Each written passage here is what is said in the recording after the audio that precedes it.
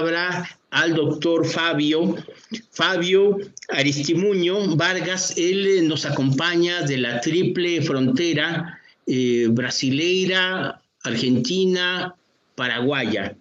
Él es profesor, él es egresado de la Universidad de Sao Paulo, es profesor de la Universidad Universidad del Oeste y de la Universidad de Iguazú. Entonces vamos a ceder la palabra, por favor, Fabio, te cedo la palabra. Hola, buenas noches. Muchas gracias, Alex. Un gusto reverte.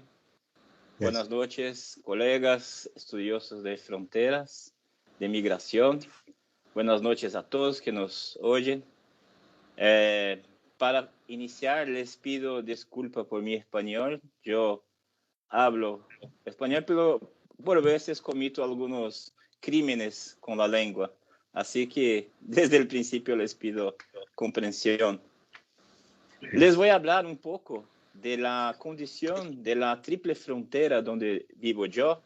Yo soy brasileño, vivo en Foz do Iguazú, en la frontera con Ciudad del Este, que es una ciudad de Paraguay, y Puerto Iguazú, en Argentina.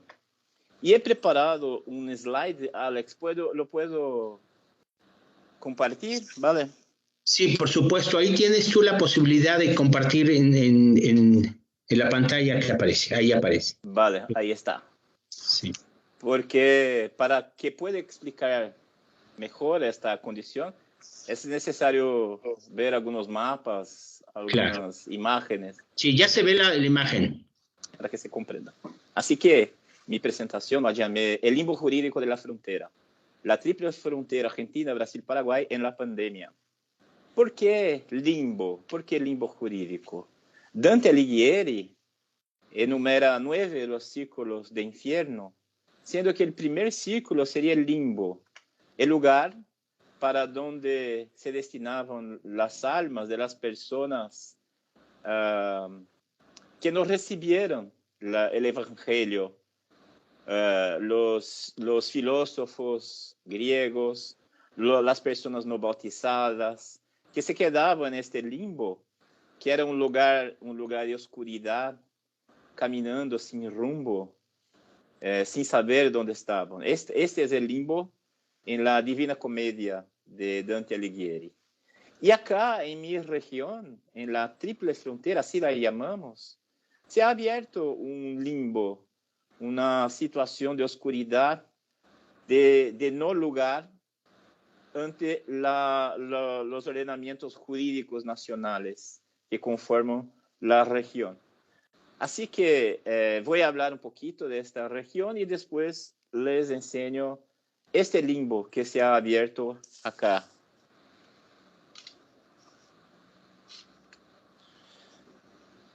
Hay muchas triples fronteras en el mundo, pero acá de una manera egocéntrica, diría, nosotros llamamos la región simplemente de triple frontera, como si no hubiera otras.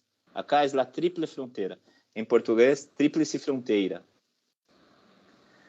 que es formada por estos 3 países, Argentina, Brasil, Paraguay, conformada, como pueden ustedes ver, en las 3 ciudades, en Brasil, Foz do Iguazú, en esta región en amarillo, en naranja, Ciudad del Este y también Presidente Franco en el lado de Paraguay, y Puerto Iguazú en verde por el lado de Argentina. La frontera sigue los ríos, es una frontera natural que sigue el accidente geográfico de los ríos. Aquí nosotros tenemos el río Paraná, que hace la frontera entre Brasil y Paraguay, y también la frontera entre Argentina y Paraguay, y el río Iguazú, que hace la frontera entre Brasil y Argentina. El río Iguazú es afluente del río Paraná. Así que tenemos una situación de frontera natural acá que sigue la expansión del imperio portugués en esta región, que nunca pudo atravesar los ríos. Hay muchas historias que les podría contar, pero es una frontera histórica de la lengua española y la lengua portuguesa. Acá una imagen del encuentro de los ríos, el río Iguazú que desagua en el río Paraná. Allá se puede ver Paraguay, Brasil, Argentina, la triple frontera. Y algunas peculiaridades de esta frontera. Hay entre Brasil y Paraguay una usina hidroeléctrica, que es la segunda mayor usina hidroeléctrica, la primera en producción de energía en el mundo, después de Tres Gargantas de China, que se llama Itaipú, Itaipú Binacional, que fue creada por un tratado entre Brasil y Paraguay de 1973. Y es una entidad, un ente del derecho internacional atípico. Es una empresa binacional que es regida no por ley de Brasil y tampoco por de Paraguay, sino que por el tratado. Entonces, todo el espacio, toda la gestión, todo pasa por el tratado y no por la legislación de los países. Es una peculiaridad jurídica internacional que tenemos acá en la frontera entre Brasil y Paraguay. Y en la frontera entre Brasil y Argentina hay las cataratas de Iguazú. Acá se puede ver que desde 1986 fue declarada por UNESCO como Patrimonio de la Humanidad. Es una fuente de turismo muy grande. Y aquí en esta región tenemos un tripé, tres pilares, así se podría decir, económicos. El turismo, el comercio y la producción de energía eléctrica. Son los tres pilares. El comercio se da por cuenta de que en Paraguay se puede importar productos chinos sin impuestos y después de estos productos son exportados o contrabandeados para Brasil. Así que hay un comercio muy intenso entre estos dos países. Y así que hay una comunidad de extranjeros de otros orígenes que se establecieron acá. Hay árabes, sobre todo libaneses, hay chinos, sobre todo de Taiwán, establecidos acá, hay coreanos. Son colonias, como se dice, muy bien establecidas acá. Así que es una región de flujo de comercio, flujo de personas, sea flujo de personas, sea por el comercio, un flujo más corto, de corta estadía, pero también hay flujos migratorios en el sentido de personas que han venido en los años 70, 80, 90 para trabajar en Itaipú. Mano de obra calificada y de baja calificación que se estableció acá, venidas tanto de Brasil como de todas las regiones de Paraguay y de Brasil. Hay el flujo de turismo de personas de todo el mundo que por acá pasan. En el año de 2019 fueron 2 millones de turistas que han venido para ver las cataratas de Iguazú. También hay un flujo nuevo migratorio, este es un fenómeno bien reciente, que es de estudiantes primero, de toda América Latina para estudiar en una universidad nueva que hay acá, UNILA, la UNILA, Universidad Federal de la Integración Latinoamericana, que es una universidad pública federal que no cobra de los estudiantes y se aceptan estudiantes de todos los países de América Latina. Y hay cursos los más variados de ingeniería, medicina, relaciones internacionales. Tenemos estudiantes de todos los países de América Latina y las universidades públicas brasileñas no cobran mensualidades de los estudiantes, así que si un estudiante de algún país de América Latina es acepto, él no tiene que pagar. Incluso hay moradías estudiantiles, hay una serie de facilidades a ellos. Y esta universidad está establecida acá en Foz do Iguazú. Y también hay otro flujo migratorio, también reciente, que es de estudiantes brasileños que vienen acá para estudiar medicina en Paraguay.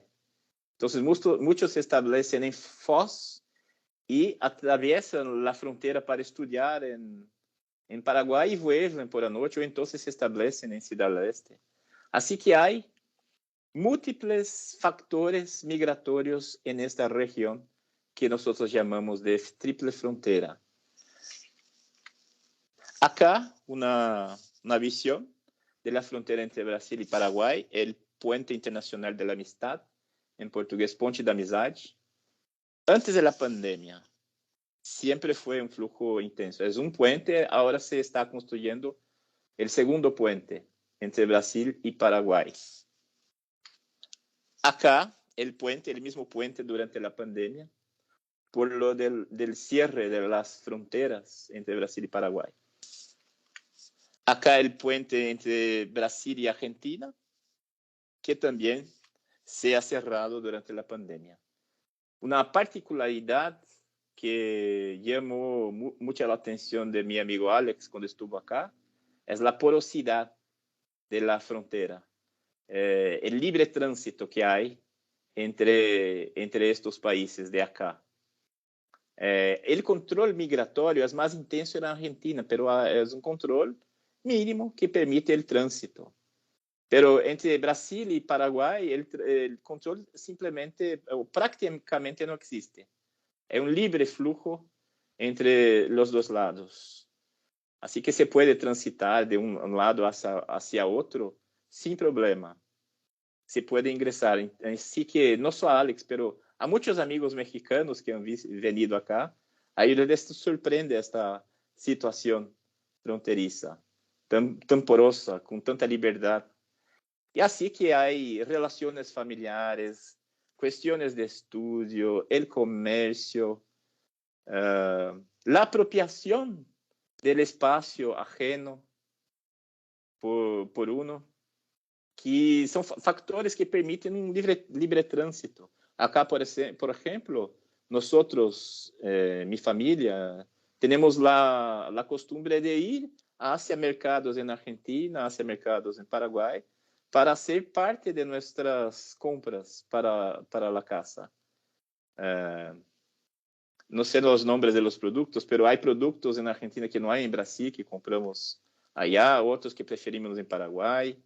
Así que es o era una costumbre. Les digo era porque desde 2020, desde el inicio, no hemos ido a los otros países. Así que siempre fue una costumbre que ahora se está perdiendo, ¿no? Y además de que hay mucha costumbre común entre estos países.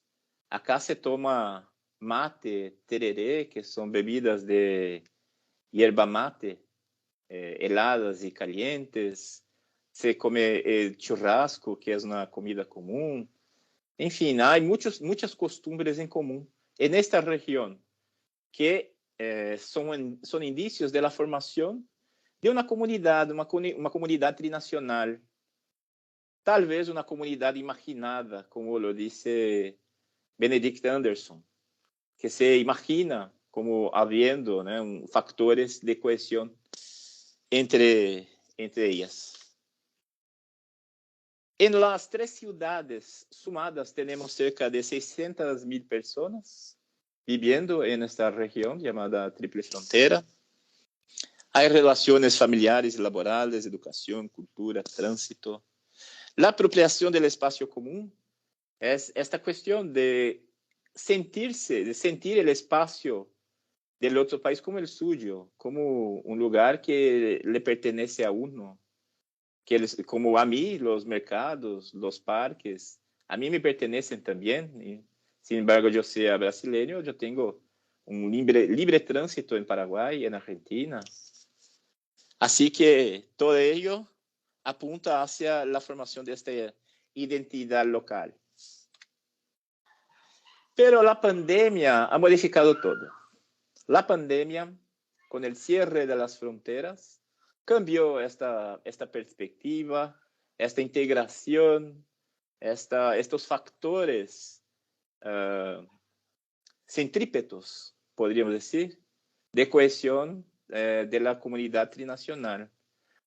El cierre de la frontera empezó en marzo del año pasado, el día 18 de marzo de 2020, el Paraguay cerró el ingreso del Puente Internacional de la Amistad de Brasil a Paraguay. Cerró. Y el día siguiente el Brasil hizo lo mismo por su lado. Y en ese día que el cierre empezó al mediodía del día 19, 2 horas después, 3 ciudadanos venezolanos que intentaron ingresar a Brasil fueron barrados, fueron impedidos de ingresar a Brasil. Y tuvieron que volver a Paraguay. Así que como 2 horas simplemente, ¿no? Fueron los primeros barrados en este cierre. Volviendo a Paraguay, también les fue impedido el reingreso. Ellos venían de Paraguay, 2 de ellos vivían en Curitiba, una ciudad de Brasil, y habían ido a buscar una compañera venezolana en Paraguay para llevarla hacia Curitiba. Pero no han podido reingresar en Brasil. Y después también no han podido reingresar en Paraguay, de donde venían. Y se quedaron algunas horas en el puente, en un limbo, en una situación jurídica desconocida. ¿Cuál legislación se les aplicara? ¿Qué normativa se emplearía para permitirles el reingreso en Brasil o en Paraguay? Era una situación límbica. No se sabía qué hacer. Yo y algunos colegas de derechos humanos de acá nos movimentamos. Era el inicio de la pandemia. Yo siquiera tenía máscara en aquellos días. Entonces buscamos a máscara, cómo hacer, no sabíamos qué hacer. Teníamos mucho miedo de deslocarnos para ingresar con una petición para permitirles el reingreso en Brasil. Y cuando fuimos hacia allá, ellos habían conseguido ingresar en Paraguay. Las autoridades les permitieron. Así que se resolvió de esta manera, ¿no? Con el reingreso de estos 3 ciudadanos venezolanos a Paraguay. Entonces, esta fue la primera de muchas situaciones límbicas que hemos podido testigar en esos días del inicio de la pandemia en la región fronteriza. Hay una película de Tom Hanks llamada, en español creo que es La Terminal, que enseña a un individuo que sale de su país hacia Estados Unidos y no ha podido ingresar, su pasaporte había perdido validad porque parece que su país se desapareciera en una guerra, no se explica bien. Y él se quedó en la terminal, en el aeropuerto, sin poder ingresar formalmente en el país. Y esta película, que es ficción, es basada en un caso real de un sujeto, de un individuo llamado Mehran Karimi Nasseri, de origen persa, era un refugiado del Shah Reza Pahlavi, un perseguido político, que no pudo ingresar en Francia. Así que tuvo que quedarse en el aeropuerto Charles de Gaulle por 18 años, viviendo en el aeropuerto por 18 años, hasta que pudo ingresar en el país. Después que su libro, su autobiografía se quedó, ¿cómo se llama? Bien en ventas, un bestseller. Él pudo ingresar en Francia formalmente. Entonces, la historia del personaje de Tom Hanks era ficticia. Él se quedó por 2 meses en situaciones muy complicadas, pero la realidad es muy peor. La realidad es de un individuo que se quedó 18 años en este limbo. Y estamos observando acá la formación de este limbo en nuestra región fronteriza, con situaciones como esa. Así que ciudadanos argentinos también no pudieron ingresar en su país. El otro puente también fue cerrado y se quedaron sobre el puente durante algunos días. Después, acá también en la frontera entre Brasil y Argentina, ciudadanos argentinos detenidos que no podían ir para lugar alguno. Este es el otro puente.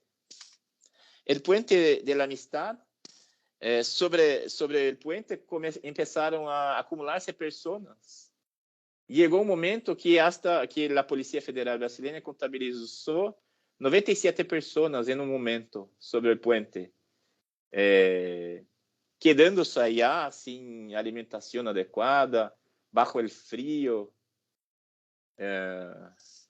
sin baños. Después pusieron baños para ellos, pero el ingreso a Paraguay en ese momento era muy, muy lento, así que pocas personas por vez podrían ingresar al país. Entonces, se puede ver en la imagen niños se quedaron en esta situación y muchos se han contaminado en este entonces. 67 casos de entre estas personas de COVID que se contaminaron en esta situación. Estando allá sobre el puente, se han contaminado. Y entre muchas otras situaciones que hemos testigado desde entonces, de personas que se quedaron sobre el puente, personas desesperadas para retornar a su casa, como de este ciudadano paraguayo que intentó atravesar la frontera con un neumático entre Argentina y Paraguay. Así que, por fin, es un espacio límbico que se ha abierto acá con el cierre de los puentes, de personas que no han recibido la benedicción de las políticas públicas migratorias de los países. Estos son los ciudadanos que están en el limbo. Personas que simplemente no han recibido la benedicción, como el primer círculo de infierno de Dante. Así que en este momento, más que una divina comedia en esta región, estamos vivenciando una humana tragedia, no divina comedia, sino una humana tragedia que como tal se podría evitar. Si hubiera políticas públicas, gobiernos atentos a ello y aplicación de los derechos humanos, es una tragedia humana que se podría evitar. Así es. Muchas gracias. Muy bien, muchas gracias. Le agradecemos al doctor Fabio por sus palabras y ahora vamos a pasar por un proceso interesante que es el del diálogo, la retroalimentación. ¿O alguno de los ponentes quisiera comentar algo o esperamos las preguntas? Sí, mira, me faltó algo y es que Colombia también tuvo un proceso de paz que se inició con el expresidente Juan Manuel Santos, pero que este gobierno actual no los ha cumplido. Entonces hay una vulnerabilidad también del derecho de las personas víctimas que están dentro del territorio colombiano y también en el exterior. Gracias.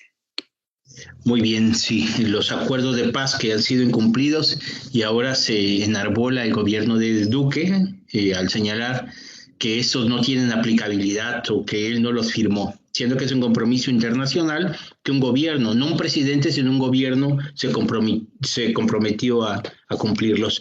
Pues bien, yo les pediría a los asistentes, por favor, si tienen preguntas o comentarios que hacerle a los ponentes, inquietudes, puedan escribirla primero y podemos hacer la lectura o si lo desean podemos ceder palabra, por lo menos el micrófono, a quien quiera hacer las preguntas. Les pregunto a los ponentes, ¿hacemos que apunten o que tomen el micrófono? ¿Sí? Bueno, entonces, si pueden levantar la mano, ahí tienen una mano para ver si tienen alguna pregunta o solicitan la palabra de los compañeros que se encuentran invitados, dudas, preguntas. A ver, vemos una mano ahí levantada. Vamos a ver. Vamos a ver. Ok. Doctora Rocío, ¿quiere comentar? A ver, por favor. Tiene abierto. Sí, estoy. Buenas tardes a todos. creo que el ejercicio de pensar el fenómeno migratorio y el derecho internacional desde distintas aristas, pues merece ser reflexionado, ¿no? Después de las participaciones que creo que son muy gratas en esta mesa. Hay una pregunta para el doctor Gustavo López. ¿Cuál sería, según la experiencia, ¿no?, que tiene el doctor en torno a esta investigación participante de la migración mexicana hacia Estados Unidos? ¿Cuál sería el futuro de esta migración después de esta pandemia, después de la pandemia? Y ¿cuáles son las políticas migratorias actuales, las mexicanas y las estadounidenses, en torno a este fenómeno? Vimos las de Trump y que, bueno, ya vimos cómo fueron emitidas, pero en este caso, ¿cuál sería esa política migratoria, si existe, tanto de México como para la de Estados Unidos? La otra pregunta va en torno a nuestro colega brasileño, que creo que da un poco de luz en torno a estas relaciones, ¿no?, que se tenían un grado de fraternidad en ese puente, y que yo creo que retóricamente sí lo llamó bien, ¿no?, el limbo, ¿no? Es el limbo jurídico, ¿no?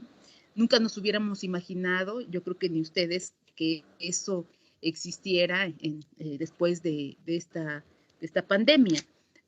Y también va en el mismo sentido con, igual que el doctor Gustavo, ¿hacia dónde va cuál serían la solución o alternativas que hay de política migratoria en torno a los países vecinos? Después de que termine la pandemia, ¿regresarán a esa antigua relación o realmente o habrá o será el pretexto de la pandemia la restricción de esto, de esta a lo mejor nuevas políticas migratorias, ¿no? Entonces, en torno a eso va el doctor Alex. Pues, abro yo, Alex. Yo creo que hay una mayor posibilidad de establecer un convenio, pero el gobierno de López Obrador tiene que tener claro que la actual composición de fuerzas en las dos cámaras estadounidenses si bien es cierto que los demócratas tienen una mayoría en la Cámara de Diputados, en la de las senadores las cosas no son tan fuertes, ¿no? Hay una endeble mayoría por ahí, así colgando de alfileres, ¿no?, que hace necesaria una labor de cabildeo con las dos fuerzas políticas que se mueven en el escenario estadounidense, ¿no? De alguna otra manera se tiene que construir, ¿no?, hay un acuerdo, ¿no?, con el sector más pragmático de los republicanos, el sector que sobrepone sobre todo la lógica económica, la lógica de consolidar el mercado de trabajo, que le interesa fundamentalmente, ¿no?, sobre todo la que está ligada en la parte del Pacífico, ¿no?, que sí ellos tienen un peso, ¿no?, fundamental, ¿no?, y que son cabilderos del grupo de los productores, ¿no?, de los agricultores, de la gente también ligada a otros sectores, ¿no?, fundamentales como la alta tecnología, ¿no?, y que tienen claro que tiene que abrirse un proceso de regularización, ¿no? Es un proceso de regularización. No van a ser los 12 millones, no van a ser de ninguna manera. Yo creo que se van a quitar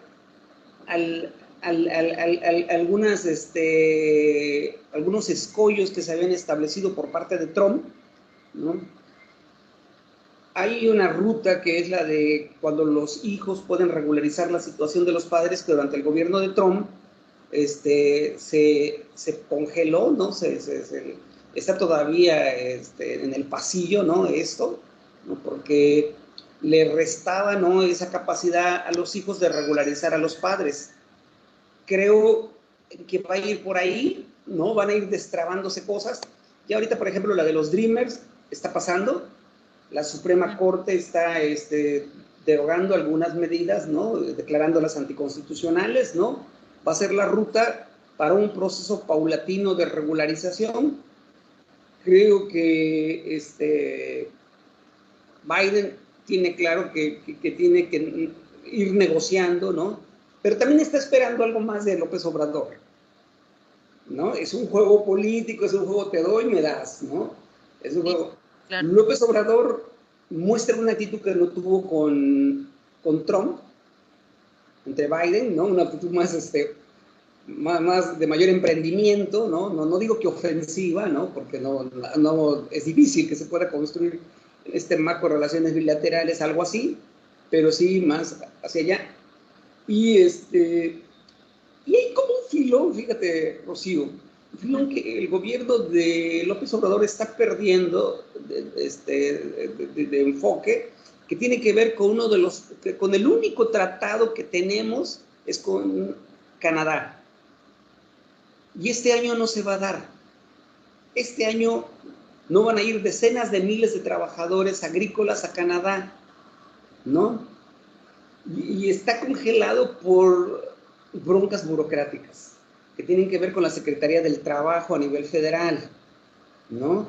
Y eso va a afectar a decenas de miles de trabajadores, ¿no? Entonces siento que por ahí quien está ligado como asesor al tema migratorio en el gobierno de López Obrador está fallando, está perdiendo esto de enfoque, ¿no? Tampoco vemos así como mucho por parte de la Secretaría de Relaciones Exteriores en relación a otros programas guest worker que se han establecido con estados de la Unión Americana, ¿no? Por ejemplo, Virginia con la industria del tabaco, ¿no?, que también tiene un convenio por ahí, ¿no?, y que se realiza directamente a través de la embajada, ¿no? Entonces son elementos que están ahí, que se necesita mucho oficio por parte del gobierno federal, ¿no? Y en algún sentido por parte de los gobiernos estatales, ¿no? En el caso del gobierno de Puebla también ha faltado mucho oficio porque había antecedentes de programas, ¿no?, donde iban a trabajar, ¿no?, al sector servicio, a la jardinería, poblanos, ¿no?, en el marco de una relación que se había construido, ¿no? Y entonces esto no se le está dando continuidad. En aras de una ruptura con el pasado, claro, se están dejando de lado acuerdos fundamentales que consolidan esta relación de los mercados de trabajo entre México y Estados Unidos y Canadá, ¿no? Entonces, siento que ahí está faltando mucho oficio por parte de los gobiernos de la Cuarta T. Órale. ¿No? Y esto está deteriorando la ya de por sí difícil condición de vida de los trabajadores, ¿no? Siempre ha sido la esperanza, ¿no?, de la gente que se integra a estos mercados de trabajo formalizados, ¿no?, participar en ellos, ¿no? Y muchas veces, por ejemplo, el gobierno de Canadá ha dado mucha apertura para la regularización migratoria, es decir, para darles la condición de residentes. Y pasado unos 3 a 5 años, la condición de ciudadanos, ¿no?, quienes se inscriben en el programa de trabajadores huésped, ¿no? Fue como un acto ¿no?, del gobierno canadiense de justicia hacia la mano de obra mexicana. Ajá. Y entonces ahí ha faltado mucho tacto diplomático, ¿no? Falta mucho. Yo creo que sacaron alguna gente que era vital en el sostenimiento de estos programas de la Secretaría de Relaciones Exteriores. Y pusieron gente que no tenía el perfil. Ah. Gracias. Sí, no, pues sí, sí. Al experto. Yo tenía algo, muy poca información al respecto. No soy especialista en ese tema, pero sí, ahorita con lo que tú dices, pues ya me queda muy claro esa perspectiva. Gracias. Sí. Biden va a seguir exigiendo el control del sur. Sí. Claro. Muy bien, Fabio, te hicieron también una pregunta. ¿Tienes el micrófono abierto? Sí. Sí. Okay. Gracias, Rocío, por la pregunta. El problema del control migratorio no es tan intenso acá. Argentina siempre, desde los años 90, ha tenido una política migratoria en el sentido de bajarla, ¿no? Porque hubo un incidente, un atentado terrorista en Argentina y la inteligencia identificó como originaria de la triple frontera, algo que que es algo muy problemático por acá, lo de las comunidades musulmanas que viven acá, así que se identificó como el origen como de acá. Así que desde entonces, todos los gobiernos de Argentina, sean de izquierdas, sean de derechas, han intentado recrudecer este control migratorio. Es un consenso en Argentina. Tal vez la cuestión de la pandemia sea un pretexto para recrudecerla todavía más. Incluso hoy día aún no se ha abierto la frontera entre Brasil y Argentina. Todavía sigue cerrada. Ya entre Brasil y Paraguay, la frontera ya se abrió, hay un control, pero ya se abrió el tránsito. En Brasil no hay esta preocupación tan grande de los flujos migratorios como hay en otros países.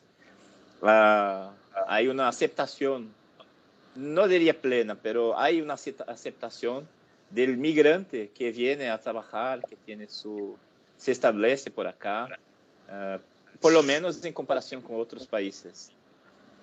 Y este problema que les he relatado fue de personas, de paraguayos que han perdido la renta y volvieron a su casa sin perspectiva y se quedaron sobre el puente por en media 3 días. Y imagínate, hoy hizo como 1 grado por la mañana, está muy frío por acá. Estamos en el otro hemisferio, estamos en distintos hemisferios, acá estamos en el invierno. Imagínate, sobre un puente con temperaturas negativas, quedándose por 3 días. Es una cuestión grave de derechos humanos. Pero en aquel entonces no había una política pública. Después el gobierno el gobierno federal tardó en hacer algo, pero después por presión de la oposición empezó acá la política de complementar la renta, algo como $100 para cada individuo. Y estas personas, estos inmigrantes, terían derecho a ellos, a esta ayuda, ¿no? Así que estamos pensando y ya tenemos algunas soluciones para si este problema volver a acontecer. Porque no es un problema meramente migratorio, sino de renta, de familia, de trabajo, de estudio. Es una cuestión muy compleja. Sí. Muy bien, doctor Fabio. Veo a Natalia que levantaste la mano. Tienes el micrófono abierto, Natalia. Sí, gracias. Y luego va Carmina Maribel, pero por favor, Natalia. Gracias. Pues precisamente sobre eso es el tema de discutir. A mí me llamó mucho la atención la intervención del doctor Fabio, precisamente por este limbo jurídico, ¿no? Entonces, ahí hay que replantear el escenario que tenemos jurídicamente con todo un esquema y de sistemas de derechos de derechos humanos, ¿no? De los derechos humanos, y a lo que iba, ¿no? Estos derechos emergentes que son una necesidad urgente, ¿no? Como este derecho a la movilidad universal. O sea, a partir de estos fenómenos, ¿cómo, ok? Nos tenemos que replantear. Entonces, me parece que el derecho tiene un gran papel que, uno, o sirve ya de coprotagonista o de plano, pues hay que sacarlo del escenario para replantear también el propio sistema. No solamente creación de leyes, de programas, de política pública, sino de justicia. ¿Okay? Porque quién, al final, toca lo que mencionaba el doctor, ¿no? O sea, ¿y quién va a solucionarle ese problema? O sea, si no tenemos una ley, un programa que solucione, o sea, y se quedan mientras en el limbo, en ese caso, bueno, algunas personas, pero pues desde una hasta los millones de personas que se encuentran en esa situación en otras latitudes del mundo, ¿no? Y bueno, un poco como comentar, este reto, en cuestiones, los retos que tiene el derecho, también con la doctora, ¿no? Con la doctora Carla, plantear también o replantear cómo son estos derechos de la naturaleza, porque el derecho nos ha puesto muchas barreras respecto a la existencia de no norma, por lo tanto, entonces, aunque existe el fenómeno, pues si no existe en la norma, es inexistente. Entonces, ¿qué le aplico? ¿No? Entonces, regreso al limbo del cual el doctor hacía referencia, ¿no? Entonces, hoy también estos derechos de la naturaleza como sujeto de derecho, ¿quién va a defenderla? ¿Quién defiende a pueblos originarios? ¿Cómo se hacen los mecanismos para? ¿No? Entonces, me parece que creo que es un momento propicio para que estos limbos que tenemos, ¿no? Proponer agendas para que en América, ¿okay? Yo insisto, con una nueva agenda de derechos humanos que reflejen o que den una nueva realidad, ¿no? Y quitar estas dicotomías, ¿no? O estas polaridades de civiles, políticos, ciudadanos, no ciudadanos, de repente crear lo más universal o lo más regional, ¿no? Con esta visión que Alex considera de Boaventura, ¿no? Con una mirada, aun cuando el fenómeno migratorio no sea de tanta dimensión en Brasil y en esa región como en el caso de nosotros, ¿no? Pero sí creo que el reto para el derecho y para la justicia es sumamente importante. O sacarlo del escenario, ¿no? O hacer propuestas mucho más dinámicas desde la academia y la doctrina, que para eso también aporta, ¿no? Bueno, eso era todo. Gracias. Muy bien, doctora. No sé si quieren comentar. Veo ahí una mano levantada. Carmina Maribel Pérez, ¿tienes la palabra? A ver, sí. Sí, muchas gracias. Muy buena tarde a todos. Saludo también a todos los ponentes. Interesante esta conferencia. Nada más como retomando la situación que hablaban respecto a la mano de obra infantil. Mi pregunta hacia ustedes sería si hay alguna iniciativa, si hay alguna propuesta como proyecto también de la UNICEF. Bueno, no sé si haya respuesta. Yo únicamente te diría, me imagino que te refieres a eso que hemos visto en los medios de cómo los Estados Unidos, precisamente antes, inclusive durante los gobiernos anteriores, no en el de Biden, pero que ha reproducido, cómo detienen a los niños, ¿no? A la migración infantil. Y yo, bueno, nada más comentando esto, eso que observamos es porque la migración infantil mexicana que es detenida en el cruce o en los Estados Unidos, hay un acuerdo entre México y Estados Unidos y es niño mexicano encontrado, niño regresado al DIF o puesto de alguna manera regresado a México. Esos niños que vemos son niños o centroamericanos o más del sur, porque como no pueden trasladarlos al DIF municipal de México, sino tendrían que ser trasladados a sus respectivos países, pues ahí los incorporan en esas jaulas que constituían un verdadero insulto, ¿no? De la detención de infantil, porque la lógica era buscar si había un pariente, es decir, buscar estos lazos que tenían muchos de ellos en los Estados Unidos, pero finalmente el destino era o lo lógico sería el regreso a sus respectivos países. Pero creo que respecto al trabajo infantil, indudablemente habría restricciones por esto mismo que se señalaba de la migración indígena y cómo se incorporan acompañando al padre en las labores diarias en el fenómeno en México, ¿no? Que estaría prohibido, por supuesto, pero que en los campos de cultivo de Sinaloa, por ejemplo, la migración indígena. California, en San Quintín.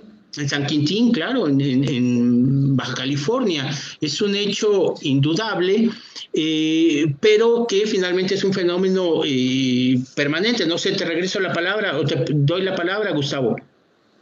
Sí, o sea, sí es cierto. Bueno, acuérdense que Estados Unidos es el que firma muchos tratados, pero nunca los ratifica. Claro. ¿No? Por ejemplo, en el caso de la reunificación familiar, que está contemplado en la Organización Internacional del Trabajo, Estados Unidos lo firmó, pero tenía que ratificarlo en sus dos instancias, que era en la Cámara de Representantes y en la Cámara de Senadores. No se hizo, no se aprobó, por lo tanto, no tiene validez. Y así, por ejemplo, los tratados que puede haber con la UNICEF tampoco puede ser. O sea, no han sido ratificados. Otra que tiene Estados Unidos, que como tiene un pacto federal, todo depende de cada estado, ¿sí? Y aunque a nivel federal puede ocurrir una cosa, a nivel de un estado puede ocurrir otra. Y Estados Unidos se lava las manos porque dice, no, yo no puedo obligar a la Florida, yo no puedo obligar a Texas a que adopte estos tratados, porque tengo que respetar la autonomía de cada estado. Sí, son maneras truculentas que los estadounidenses han generado, ¿no? Uno sabe que hay un estado y que el estado-nación es el que suscribe los acuerdos, ¿no? Y que tiene que hacerse responsable de que se lleven a cabo en todo su territorio, ¿verdad? Claro. Eso sería mi comentario, ¿no? Sí, y sí, hay un problema ético ahí. Claro, no sé si respondimos, Carmina, pero a todos los demás que quieran hacer alguna pregunta a los ponentes, por favor, levanten la mano, pongan esa mano amarilla que está ahí en su pantalla para que puedan tomar la palabra, por favor. Veo, sí, a ver, sí, ¿querías retomar la palabra, Carmina? No. Muchas gracias, queda totalmente. Ok, veo a Obando Gómez Gloria, por favor. Sí, a ver, sí, voy a abrir el micrófono. ¿Tienen posibilidad de abrir? Sí. ¿Hola? Sí, ya está abierto, por favor. Sí, lo escucho, te escucho. ¿Hola? Me llama mucho la atención es por qué desde la academia se sigue trabajando con categorías liberales de los estados-nación, como por ejemplo las categorías hegemónicas de migración. Yo creo que se ha demostrado, y más en este proceso de crisis civilizatoria, que el sistema liberal del derecho está solo en la formalidad, no se materializa. Ya lo hacía mención Gustavo, por todas estas apariencias formalistas. Entonces, yo creo que la academia, y si tú mencionas un poco ir en diálogos sur-sur, tendría primero que dejar esas categorías de Naciones Unidas, como por ejemplo migración, y nombrarlas como son, movilizaciones forzadas. Y empezar a construir otro tipo de alternativas. No sé qué opinan al respecto. Claro, sí, yo en lo personal, yo suscribo esto, pero indudablemente también hay hay un encuadre necesario en términos de las formaciones disciplinarias, porque sí, indudablemente hay sesgos o sería necesario romper categorías impuestas o categorías que emanan de organismos internacionales para empezar a reflexionar sobre nuestra propia condición de latinoamericanos o países que históricamente, utilizando la categoría, podrían ser países que han sido colonizados. Hay que romper la colonización del pensamiento, ¿no? Pero no sé, Gustavo, ¿estás ahí? O Natalia, ¿quisieras comentar sobre esto? Pues sí, creo que es cierto, ¿no? Ir utilizando un nuevo lenguaje, incluso desde lo jurídico, ¿no? Ha sido bastante técnico, eso ha sido una gran crítica, el cómo los enunciados normativos, cómo están creados, ¿no? A partir de un uso del lenguaje nada comprensible, incluso la propia Constitución, la construcción, ¿no? Se ha hablado infinidad de veces de cómo hacer una Constitución mexicana mucho más digerible, con un lenguaje, incluso si vemos las constituciones latinoamericanas, ¿no? Están estructuradas de párrafos y en los artículos de manera muy clara, muy corta, muy breve. Ese uso de ese lenguaje, digo, escrito, nos refleja, ¿no? Una nueva manera de comprensión, o sea, realmente comprender la norma, ¿no? Entonces, yo coincido que tendríamos que estarle dando el verdadero nombre o significado de lo que es, o sea, es movilidad forzada, movilidad universal, o sea, dejar un poco estas formalidades, ¿no? Porque me parece que sí sería importante. Y así, irnos pronunciando a partir de cómo están estructuradas tanto la ley como las tesis, las jurisprudencias, y bueno, desde mi ámbito me parece, esa es una crítica bastante dura, pero que puede nutrir a replantear ese sistema jurídico. Bueno, claro. Gracias. Gustavo, ¿tú querías comentar algo sobre esto?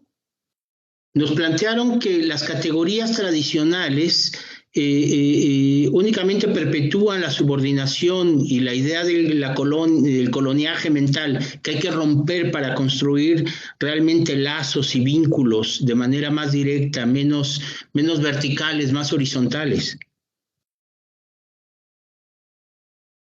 Tu micrófono está cerrado. Pero tú tienes posibilidad de abrirlo, ¿eh? Es que es parte de esta tradición eurocéntrica que heredamos, ¿no?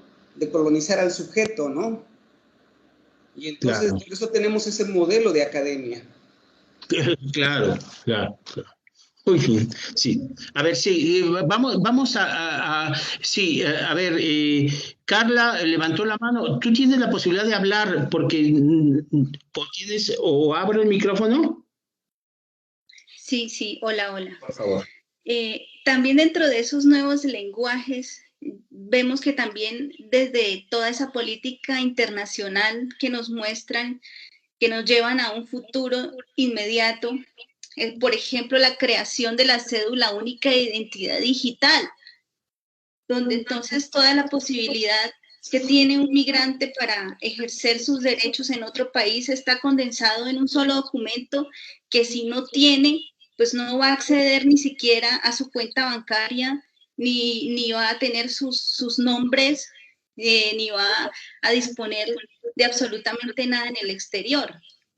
Y vemos que es una realidad porque ya se ha implementado en muchos países: Afganistán, Argentina, Alemania, Austria, Bélgica, Chile, Eslovenia, Estonia, España, Francia, Guatemala, Islandia, Italia, Luxemburgo, Perú, Portugal, México ya dijo que sí, ¿no?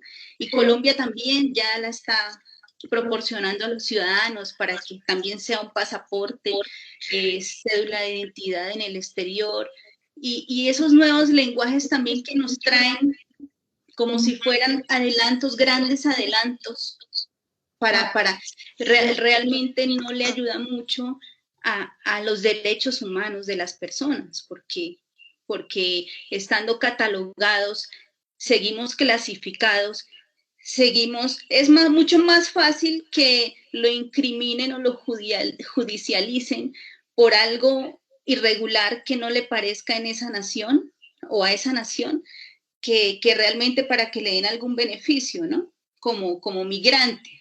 Entonces, también hay muchos enredos en esos términos de obtener un documento digital que sea global, en términos también de la pandemia, entonces que no puede viajar si no tiene la vacuna, porque también la aerolínea le exige que si va a llegar a otro país, y México está dentro de una lista donde no puede ingresar a muchos países de Europa en estos momentos, solo porque es mexicano, solo porque las cifras de la pandemia pues son altas, pero eso lo determina también la cantidad de población. Y todo esto sí va a limitar muchísimo el acceso a otros países. Muy bien. Gracias, licenciada Carla. Qué oportuno es esta reflexión. Igual veo otra vez la mano levantada de Carmina. ¿Quisieras comentar algo? ¿Carmina? A ver, sí. A ver, veo Carmina. Está... bueno, si alguien más desea comentar algo, hace un momento... sí, Carolina. Carolina, por favor, tienes la palabra. Vamos, permítanme. Necesitas... A ver... hacer una pregunta a las ponentes. Sí, adelante. Sí. Sí, adelante.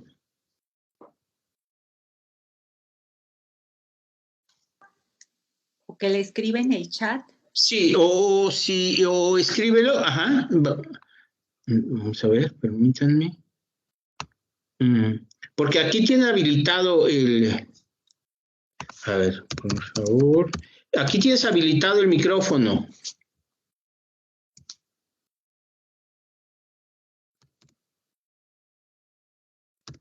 Sí, a ver, ahí está. ¿Sí? Sí, adelante. No logro ver, pero sí escucho. Yo también te escuchamos. Adelante.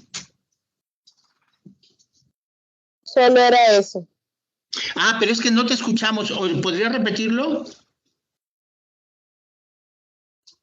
Bueno, que no tenía una pregunta directamente hacia uno de los ponentes, sino más que todo haciendo énfasis a que no veo ninguna de las funciones en la pantalla ni veo a cada uno de los participantes. Y eso me disgustó un poco, pues, porque no sé qué toqué y perdí la noción. Sí, me mantengo escuchando al tanto y me ha permitido tomar nota. Sí, te hemos escuchado bien. A ver, sí. Bueno. A ver, si no hay más preguntas o comentarios, pues les preguntaría a los ponentes si quieren externar, hacer un cierre, si tienen algunas palabras para finalizar con la actividad, por favor. ¿Quién quiere tomar la palabra? ¿Carla? Bueno, no, muchas gracias por invitarme y por permitirme también escucharlos a todos ustedes. Ha sido muy bonito y alimenta mucho el espíritu. Gracias. Muy bien, gracias. Doctor Yo también. Sí, por favor. Fabio, por favor. Bueno, solo agradecerle a usted, Alex, por la invitación, a los colegas por compartir estos conocimientos. Nosotros que somos de fronteras, de derechos humanos, migración, tenemos que mantenernos en contacto, en línea siempre, para saber lo que pasa en los otros espacios. Así que para mí es un privilegio estar acá y poder oírlos a todos. Muchas gracias. Buenas noches. Gracias, gracias. Natalia, ¿estás ahí? Sí. Por favor, si quieres comentar. Pues muchas gracias a todos, a Gustavo, al doctor Fabio, a la maestra Carla y a ti, Alex, por la organización. A veces entre los problemas técnicos, ¿no?